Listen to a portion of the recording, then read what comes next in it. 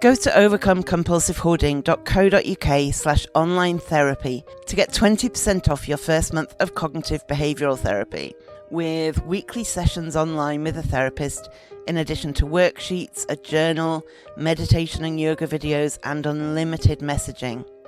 There's strong evidence that CBT can help people who hoard, and accessing therapy online can be affordable and accessible. Find out more and get your discount at overcomecompulsivehoarding.co.uk/online therapy. Here's a cool fact. A crocodile can't stick out its tongue. Another cool fact, you can get short-term health insurance for a month or just under a year in some states. United Healthcare short-term insurance plans are designed for people who are between jobs, coming off their parents' plan, or turning a side hustle into a full-time gig. Underwritten by Golden Rule Insurance Company, they offer flexible, budget-friendly coverage with access to a nationwide network of doctors and hospitals. Get more cool facts about United Healthcare short-term plans at uh1.com. Now on Broadway, An Enemy of the People is a New York Times Critics' Pick. Jeremy Strong is one of the great actors of his generation, hails the Chicago Tribune. In a performance the Wall Street Journal praises as powerfully affecting and bitterly funny. Michael Imperioli sets off sparks, cheers the Hollywood Reporter. Victoria Pedretti is luminous, raves variety. From director Sam Gold and playwright Amy Herzog, An Enemy of the People is urgent, electrifying, and haunting, declares USA Today. An Enemy of the People, on Broadway through June 16th only. Hey there, it's Michelle Norris. I'm host of a podcast called Your Mama's Kitchen. When I travel, I'm usually looking for a way to find a taste of home when I'm not at home. And one of the things I love to do when I am at home is entertain. And Airbnb allows me to do that. When I was in California recently, I rented a house that had a great kitchen. And when we were sitting around the table, we were all thinking, we're in someone else's house. Someone could be in all of our homes as well. If you have a home, but you're not always at home, you have an Airbnb. Your home might be worth more than you think. Find out how much at airbnb.com/host.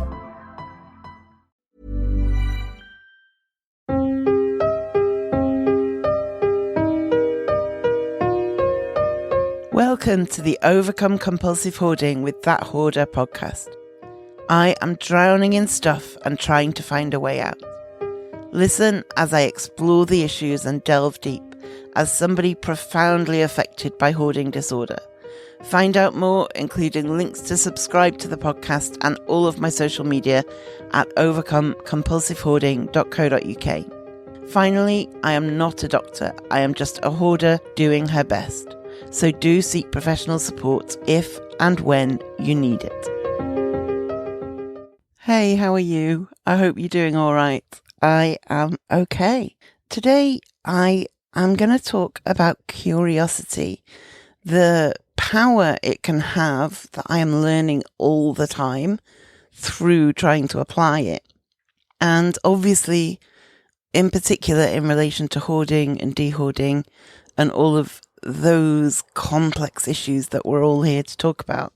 So I am at heart a planner. I am happiest when I know exactly what's going to happen, when and where and how and why, and I make a plan and I do the thing. I also am a person who lives in fear of making mistakes. I give myself a really hard time when I make mistakes, and I hate feeling like I've messed up. And those two things combine to having a tendency to stick a bit too rigidly to ideas and to ways of doing things.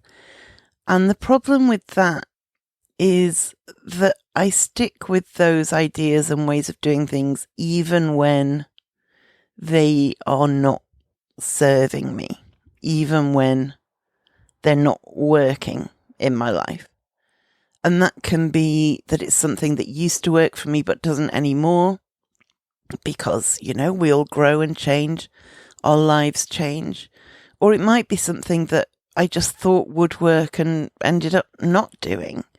And if you are, like me, a kind of a planner and a person who avoids making mistakes, it's hard to say, I need to course correct, because that involves like an implied, I've been making a mistake, and it involves an implied, my plan is not good enough.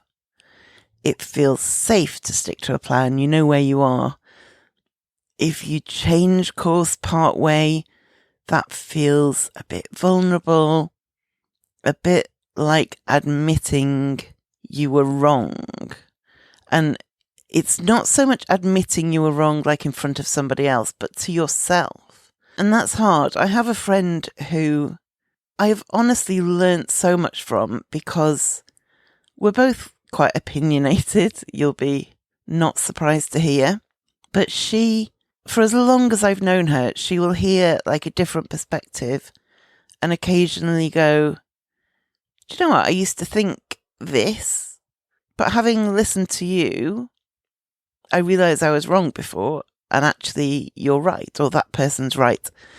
And she so readily changes course when there's good reason to. And I used to look on in wonder as she did it and think, how does her self-esteem survive that? Saying, I believed one thing really strongly, and I've heard other perspectives now, and I believe something different. But what I started trying to do was kind of model myself on her a bit in much smaller ways. I couldn't be as bold about it as she was, but just trying to acknowledge that things can change, and you can, when you learn something new or hear somebody's perspective, your outlook on the world can change, and that can change a lot of things. And I'm a lot better now. I've known her a long time. I'm a lot better in general at saying when I've made a mistake. If I make a mistake at work, I actually find it less stressful to just be honest and say, sorry folks, I messed up here, than to sit wondering if I'm going to be found out. That for me is a lot more stressful. And also I am a lot more able to say, oh, I didn't know that. That changes my perspective. And that I feel like is good growth as a human. But with the way I do things in my home, that hadn't trickled down that far. And I just kept getting stuck. I would try and dehoard. I would go, right, I need a plan to dehoard the bathroom. And I would think and think and think and come up with a plan in my head. And it would usually be many stepped and many layered.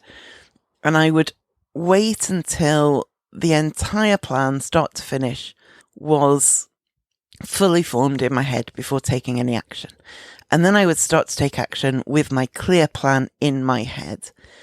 And what would invariably happen would be a step or two into this plan, it wouldn't be quite working for me. There would be something I hadn't anticipated, or something that was harder than I'd thought it would be, or some practicality that I couldn't work out.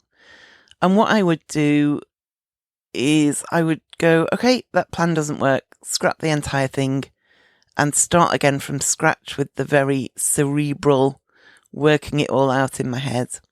And only a year or two ago, I had a full-on revelation when I realised that what I could do is, if I still feel the need to come up with an entire plan beforehand, I can still do that. But when I start trying to implement the plan, if something isn't going as I imagined, I don't have to scrap it all and start again. I can adapt as I go. I can course correct. I can say, I thought it would help best if I did it this way. Actually, now I've started, I see it's a bit more complex than I thought, or there's more than I thought, or something like that. And actually, it would be more effective to do it this way instead. And that has been kind of life-changing for me. I know it sounds daft for something that most people, I think, just do. But for somebody who sticks so rigidly to plans, which is absolutely like a safety mechanism, it helps me to manage my anxiety. It helps me to manage all kinds of things if I feel like I know exactly what's going to happen.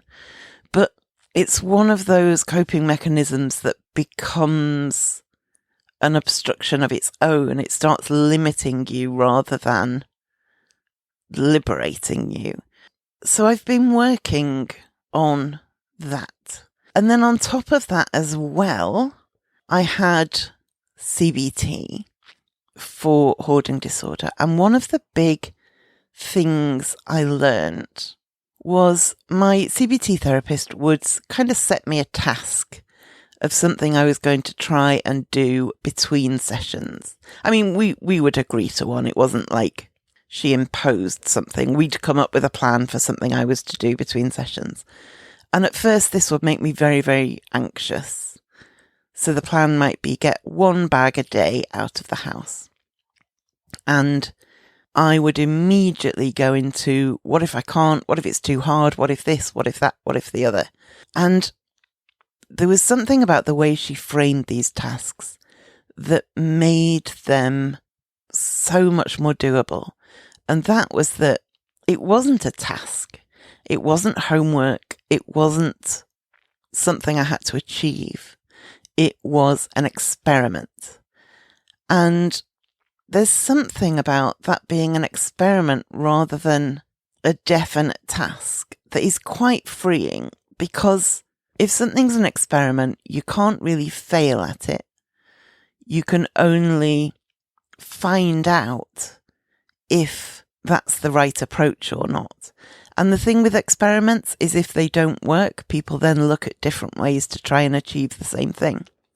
So I could go into my week's homework from CBT thinking, well, okay, my job is to try and get a bag out every day, but this is an experiment. So it's about trying to do it and observing what happens and then reassessing based on what I observe and based on my experiences of doing it. And so it wasn't a pass or a fail. It wasn't an achieve or a not achieve. It was kind of something I was observing and testing out. Now, that leads to the whole concept of curiosity, which I see as basically a different way of framing this experiment idea.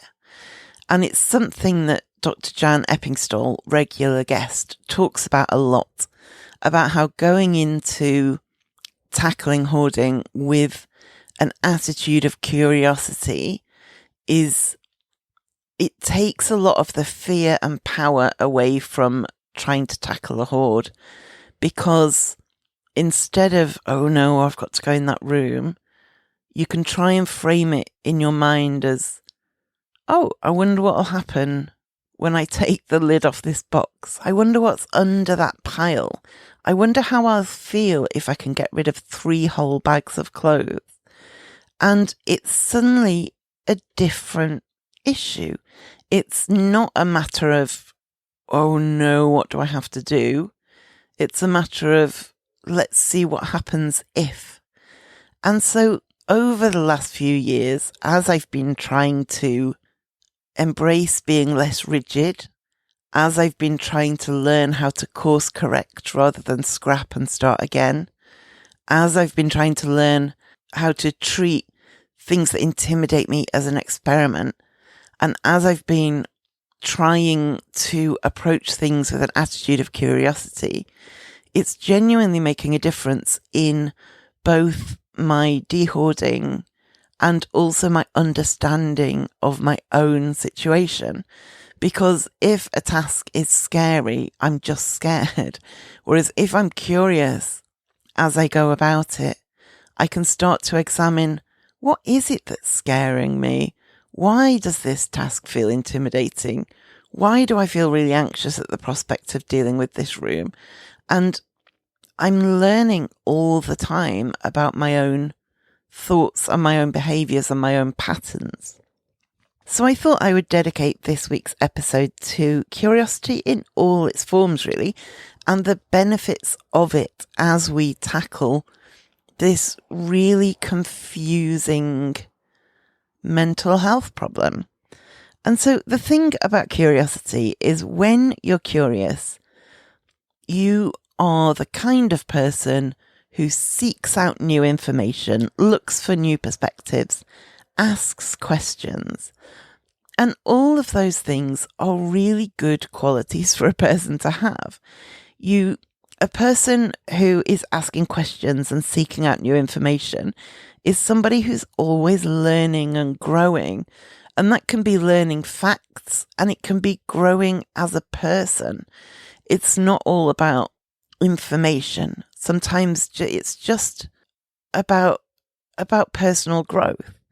And the more curious we are and the more knowledge we seek, the better understanding we get of the world around us.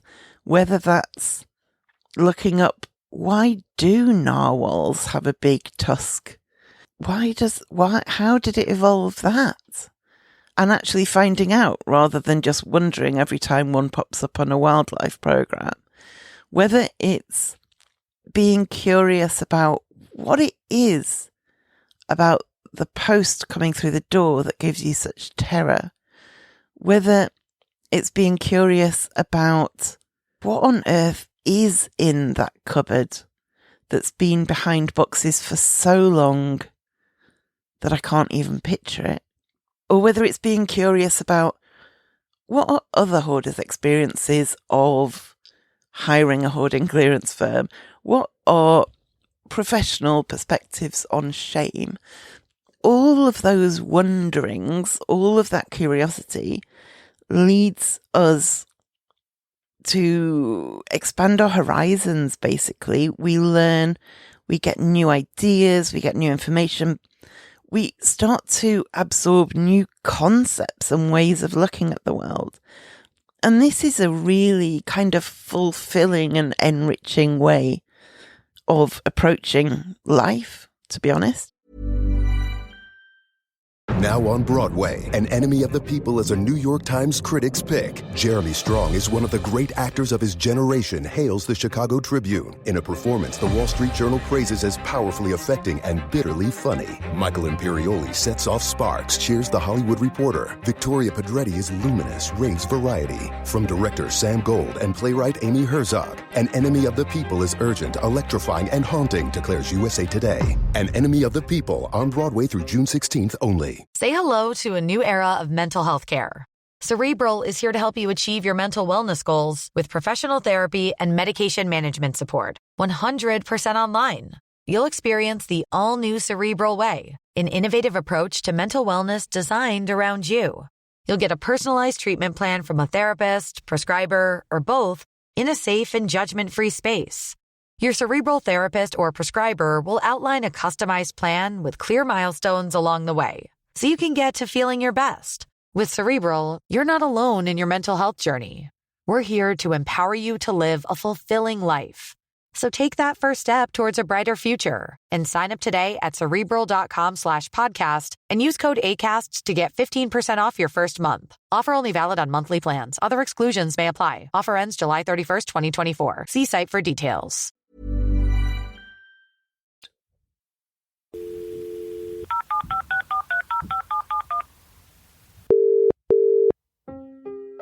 The listener voicemail segment has a monthly theme to help you think of something to say. So for July, the question to answer is, what is a lesson you've learned recently? Maybe you've learnt that avoiding certain shops helps you to keep your acquiring under control, or that the world doesn't end if you run out of something you thought you needed.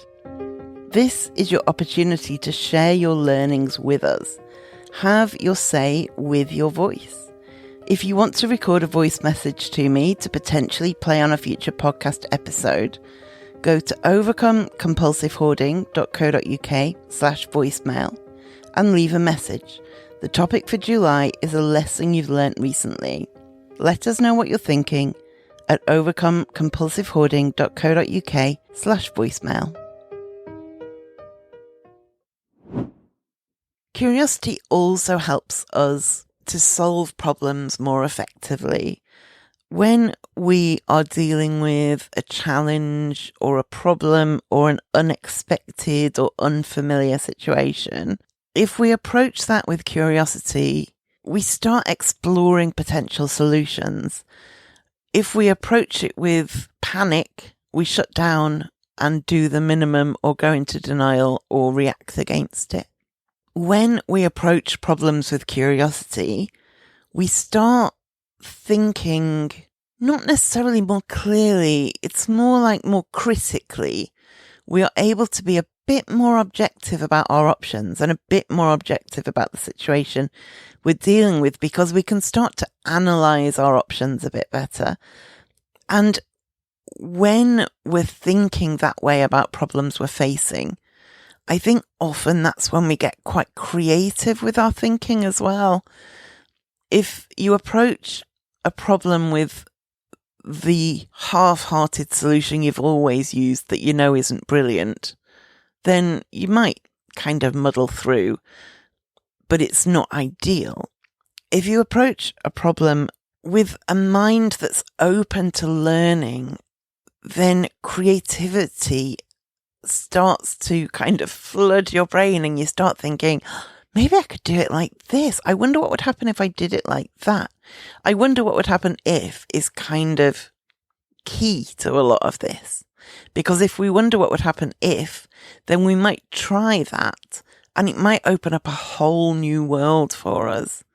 I cooked some food the other day that I know I like eating, but I've always been scared to cook. It's a long story. Mainly, it's just one of those really confusing foods that is available in a lot of different forms and can be cooked in so many different ways that I've no idea how it works. But if I am fed it at a restaurant or at a friend's house, I really like it.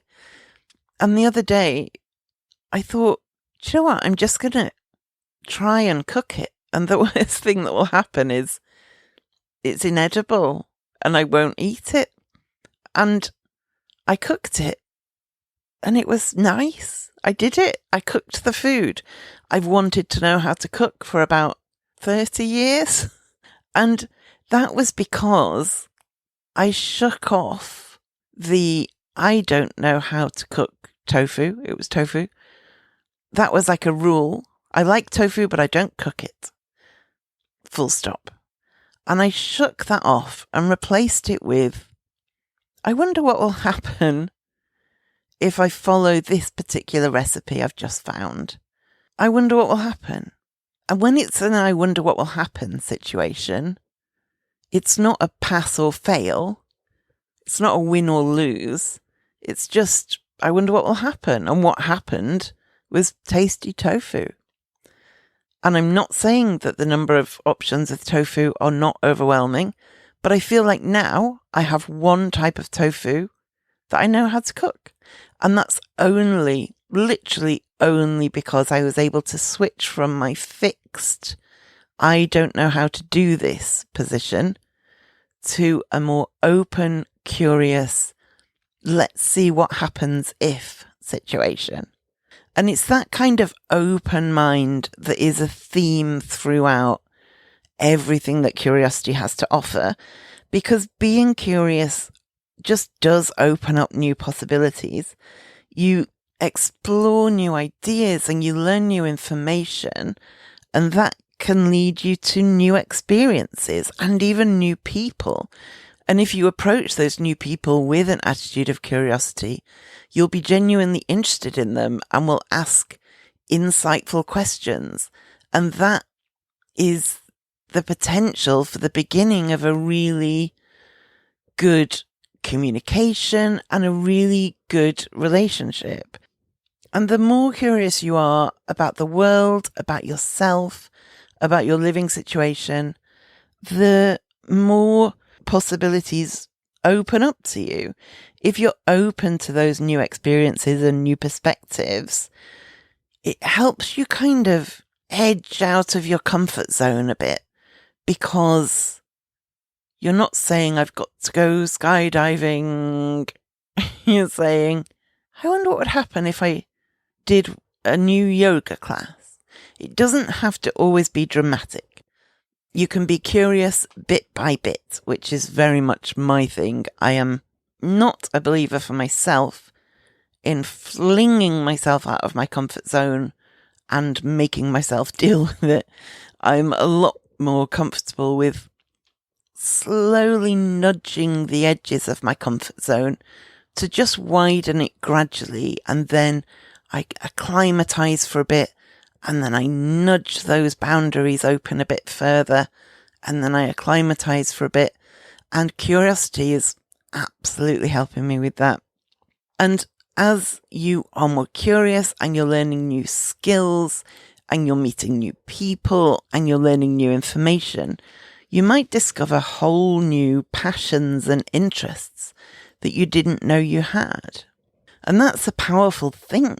We've all got things that interest us more and things that interest us less.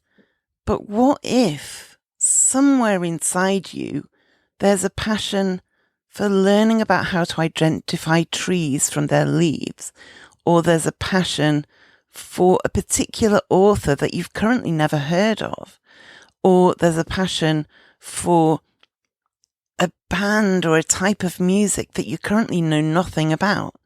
But through curiosity and asking questions and getting a little bit out of your comfort zone, you just don't know what's out there that you might suddenly love. It might be that in 3 years' time, I'm cooking every type of tofu in every different way, all because the other day I braved that first attempt and it went well. The other thing, and this relates a lot to what I was saying earlier, and it relates a lot to people who hoard, and that is that the more curious you are, the more likely you are to develop the skills of adaptability and flexibility. And I do think they are skills. And the thing about skills is that we can practice them and we can learn them. We don't have to have them at the start to develop them. And the world we live in is changing all the time. Think about older people who are bewildered by technology that younger people are completely at home with. And that's because it's new and it's changing, and they might have lived 60 years before mobile phones were invented, or they might have lived 70 years before they got their first iPad. And adapting and learning, it's not just the ability to adapt and learn, but the willingness to adapt and learn opens horizons. We can embrace change better when we're curious. And that might be embracing change in the wider world. It might be that your job role changes. It might be that your friendship circle changes, or your kids move out, or any of that kind of change. Might also be changes specifically relating to hoarding. It might be that your stuff feels like such a security blanket that you can't imagine ever getting rid of it. And then you get to a point where you've done a lot of work on yourself and you start to think, maybe the mounds of stuff are holding me back rather than protecting me. And at that point, you've kind of got two options. One is that you can be rigid and you can stick to, no, it's a security blanket. That's how I've always understood it. The piles of things protect me. That's that, full stop. Or your other option is to be curious about that shift in your thinking and think, that's really interesting. I've always felt it was a security blanket, and maybe it has functioned as that for a really long time, but that's not to say that's how it always feels. And I'm starting to think maybe it feels more like something that's weighing me down. And that's really interesting. And I wonder what I could do differently to reflect this new realization. And I wonder how it would feel if I started trying to do this small little change. And that agility, that ability to change direction even slightly is made so much easier if you're approaching it with an open, curious, experimental mindset than if you dig your heels in and say, no, it has always been a certain way and it always will be. And I mentioned earlier that curiosity, it can open you up to more creative solutions. And I think the thing with it is you're just more open to thinking outside the box when you're approaching things experimentally and curiously. And you're looking for information and you're looking for input or perspectives, and that can inform a really creative, innovative way of looking at your world and your situation. You're seeing things from different perspectives, and if you're approaching the whole world with more curiosity, you're probably more accepting of different people with different ideas. You're maybe more accepting of yourself, which is so fulfilling. And you're also probably a more interesting person to be around and a more interesting person for you in your own head. When everything is always the same or everything is always done just so, there's not a huge amount to think about. If you're learning new things, if you're trying new things especially, you've got new stories to tell, you've got new perspectives to discuss, you've got new ideas that you're trying out, and that can be a more interesting life to live, and it can be a more interesting life to tell other people about, because you've got more insight into the world rather than the very set ideas you had before you started trying to open up to curiosity a bit. Connections are just, I think, deeper and more profound when that's your outlook.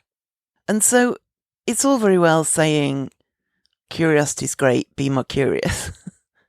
But it's not always obvious to know how. How do you do that? I read an article earlier that said, what was it? Cut back on your stress or something, as if you could just do that. And so I don't want to do that and just go, okay, so there you are, be more curious. So I've been looking into, it sounds weird, but ways to kind of feed that curiosity part of you that encourages it to come out a bit. And I think a good place to start, in my experience, is with that concept of treating things as an experiment. I think if you've got a task that you're putting off, or that you're dreading, or that you're worried you'll get wrong, see whether you can frame it or frame part of it as an experiment. See whether you can say to yourself, instead of, oh no, I've got to tackle the stairs, say, I'm going to have a go at the stairs and see what happens. Or I'm going to start at the bottom of the stairs and see how far up I can go. Or I'm going to start at the top of the stairs because I'm really curious about what is in that pile of clothes. Incidentally, it is important, if at all possible, to keep your stairs clear of stuff for safety reasons. So another way to encourage curiosity in your life is just ask questions. If you see something you don't understand, if you hear someone say something and you don't quite get it, ask them or Google something. That's how you can find out why on earth narwhals have massive tusks. Are they called tusks? The big spike, anyway. Or if someone says, I believe X and you believe Y, you might say, oh, that's interesting. Can you tell me a bit about that? Because I've never heard that point of view. And you're not going, how on earth, how dare you believe X? Justify yourself. You're saying, oh, I'm quite interested to hear more because I haven't heard that perspective before. So ask questions of yourself as well. If you are panicking and saying, I definitely can't do any work in the second bedroom, curiosity can apply to saying to yourself, what is it about the second bedroom that makes me feel it is absolutely impossible? What's going on there? And you can also increase your curiosity in terms of your understanding of your own hoarding thoughts and patterns and behaviors by having therapy. Therapy is a great way to explore those questions and to not just get answers, but to learn to sit with the fact that it's okay for a question to not have an answer or not have an answer yet. It's something that you might ask or your counsellor might ask, and your conclusion might be, I don't know. And that's okay. That certainty is appealing, but uncertainty is not as terrifying and unbearable and impossible to deal with as we might initially think it is. Another way to try and be more curious as you go about the world is try to not rule out the possibility of new experiences kind of by default. If somebody suggests going to eat a kind of food that you've never eaten before, don't automatically say, oh, I don't like spicy food or whatever it is. Stop yourself and say, maybe I should try it. Maybe Thai food is the passion I haven't yet learnt that I have. And maybe it's an opportunity to Google some questions and to ask your friend, oh, what is it about that restaurant that you like so much? What's your favourite dish? And do you think I would like it, given that I like garlicky things, but I'm not so keen on this? It opens up communication. It opens up your learning, and it opens up your mind to curiosity and new things.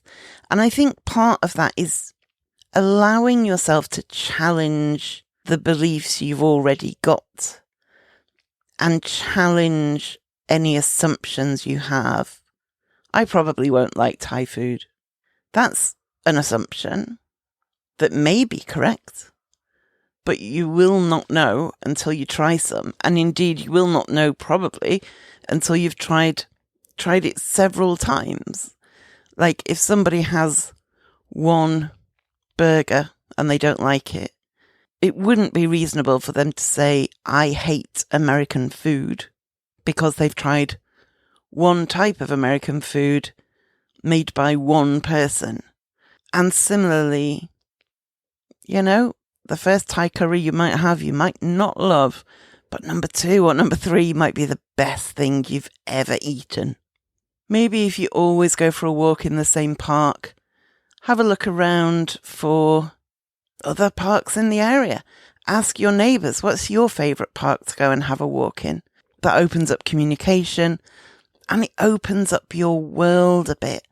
And if your experience is the same as mine, then opening up your own world in one respect opens it up in others as well.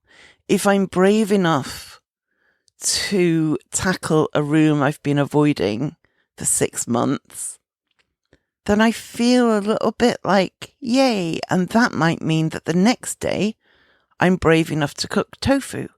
And being brave enough to cook tofu emboldens me a bit more. And that might mean that the next day I'm brave enough to go on holiday. It doesn't all have to be hoarding related. I really believe that embracing curiosity in one part of your life, whether that's reading a type of novel that you've never read before, or whether it's Googling what jobs can you do with these qualifications, just to see that you may have other options, that kind of curiosity carries over into other areas of your life. And so you start off being brave and curious in one area, and it fans out across wider areas of your life. And creativity is another great way to embrace the power of curiosity, especially if you don't generally think of yourself as an arty person or as somebody who's very creative. If you can shake off the need to produce something good, whatever that means, and instead just go, I wonder what happens if I mix these 2-colour paints. Or I wonder if I still remember how to sew, and try and enjoy the process rather than get hung up on what you get at the end. That can be really freeing, and it allows you to experiment in a really safe, controlled way without taking risk, but just prove to yourself that you can do things differently and you can do new things.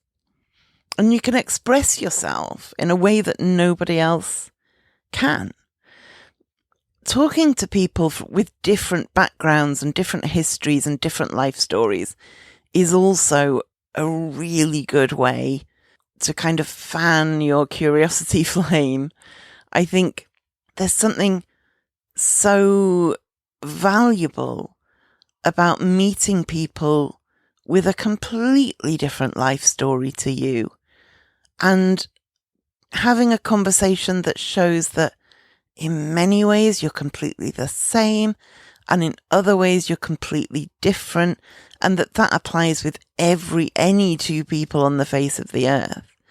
And maybe you could start volunteering somewhere an afternoon a week, and you could work with school children to help them to learn to read, or you could work with a refugee group to help people learn English or whatever your language is, or you could work in a soup kitchen or a food bank and get chatting about people who are living in poverty or people who don't have a home.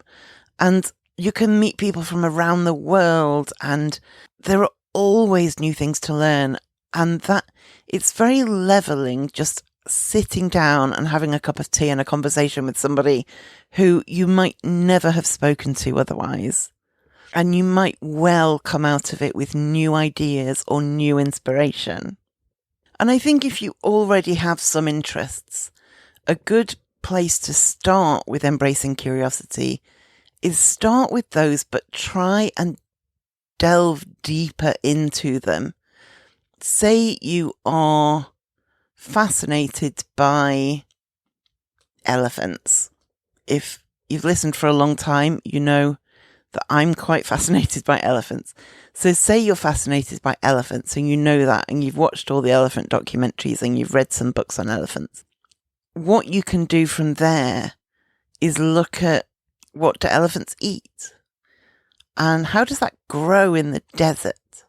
And start looking at that. Or you could look at, which parts of the world do elephants live in? What can I learn about those countries or those environments?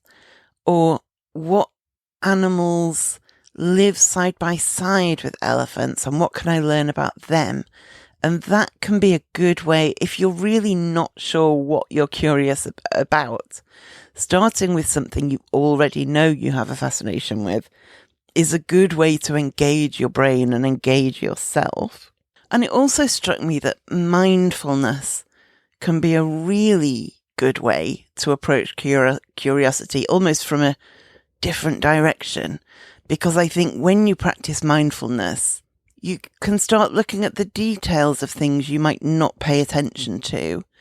If you're on the bus to work and you're on the same bus every day and it's tedious and it's cold and you've got a tough day ahead of you, it's easy to just sit and stew. But if you're on the bus to work and you start paying attention to the upholstery on the bus, or all the different hairstyles of all the different people on the bus. You're really slowed down. You're really present in the moment, and you're observing both yourself and your surroundings, really kind of engaged in what you can see and what you can hear and what you can feel and what you're thinking. It can lead to a real curiosity about the world around you. And the final way, I think, that helps with nourishing an attitude of curiosity is probably the hardest one. And that is trying to learn from your mistakes. Learn that it's okay to make mistakes, and that when you do make a mistake, you can either berate yourself, tell yourself you're a terrible person, and vow to never try anything new again, or you can be curious about what went wrong. You can really delve into it, look at it, but dispassionately, not as a way to beat yourself up even further, but as a way to learn and as a way to grow. It's when you feel safe to make mistakes, because you feel safe to explore and you feel safe to learn, that curiosity is really cultivated. Ultimately, curiosity is powerful. And with all of the benefits that people can gain from a more curious outlook and a more curious approach to life, it's a skill that it's really worth working on. It's a skill that it's really worth strengthening. Even if it starts from a tiny, tiny seed, it's got to start somewhere.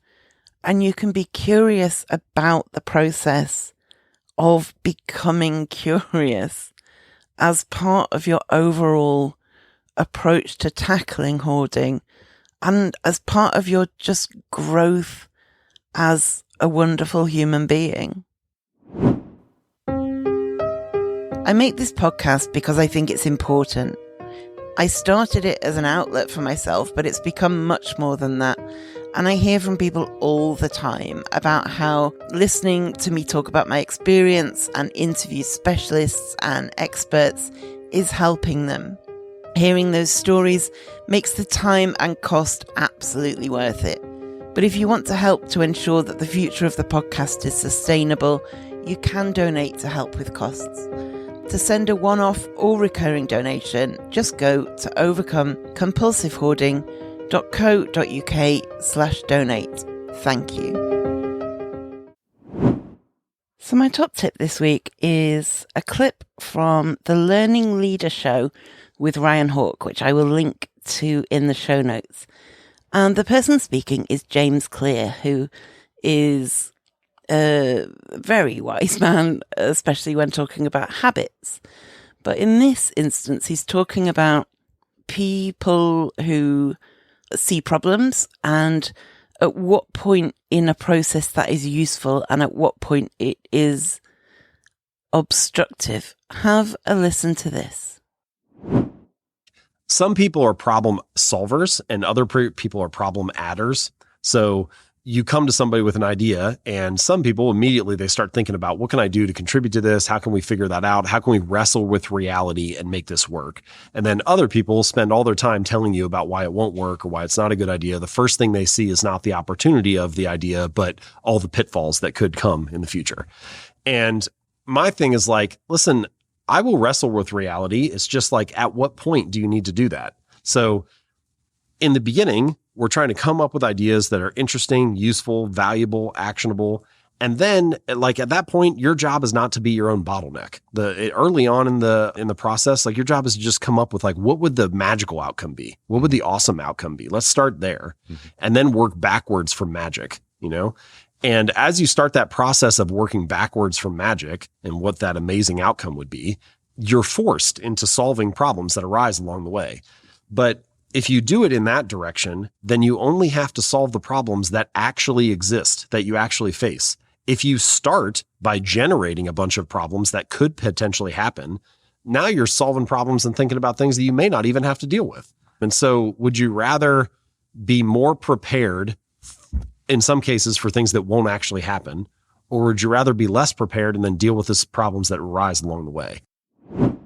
And as somebody who definitely looks at potential avenues and sees problems first, this is definitely something I'm going to give some thought to. Okay, thank you for listening, and I will speak to you next time. Thank you for listening to the Overcome Compulsive Hoarding with That Hoarder podcast. You can find more online at overcomecompulsivehoarding.co.uk. You can find me on Twitter at That Hoarder and on Facebook at Overcome Compulsive Hoarding with That Hoarder.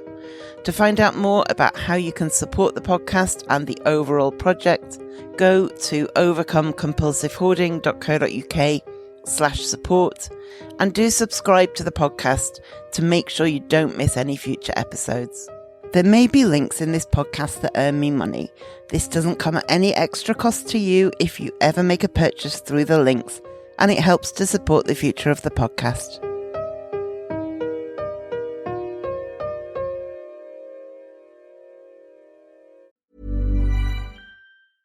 Now on Broadway, An Enemy of the People is a New York Times Critics' Pick. Jeremy Strong is one of the great actors of his generation, hails the Chicago Tribune. In a performance the Wall Street Journal praises as powerfully affecting and bitterly funny. Michael Imperioli sets off sparks, cheers the Hollywood Reporter. Victoria Pedretti is luminous, raves variety. From director Sam Gold and playwright Amy Herzog, An Enemy of the People is urgent, electrifying, and haunting, declares USA Today. An Enemy of the People, on Broadway through June 16th only.